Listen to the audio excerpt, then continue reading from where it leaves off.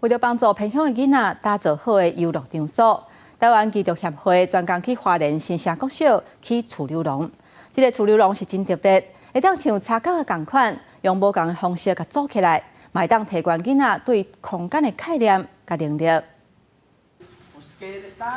虽然是假日，不过听讲学校伫起厝楼啊，新城国小囡仔拢来斗相共，为外校金教组装对大人研究各种斗的方式，完成了后，大家着急要试耍，就连大人嘛要来试一个。很好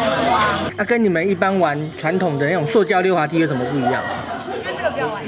资讯教育里面有一个创客的部分，那我们通常是用3D 列印去做一些组合，可是这个木头的组合就是等于大型的那种。这个大型用豆的厝楼啊，材料是林业署花莲分署提供的国产柳杉加台湾杉，佮互大安高港这学校裁切了后，再送来花莲新城国小组装，互囡仔熟悉伫身边的国产木材特性佮利用方式。我们希望是说，在偏乡能够让在地的那些社区居民。 更了解，其实它就在他们周遭的附近的木材是可以永续使用在他们的生活上。台湾医疗协会2020年开始，就和在地人士去测点邀请，大建木造学习区甲牧育教室，对阮大部分是关心环境教育的大专院校师生，用牧业关怀偏乡地区的学生囡仔。义族协会其实一直都深耕在台湾的东部，主要以可能台湾教育资源比较不足的地方，希望透过校园空间的改造、工作坊的推动，可以多多少少帮助平衡一下台湾的城乡教育资源的落差。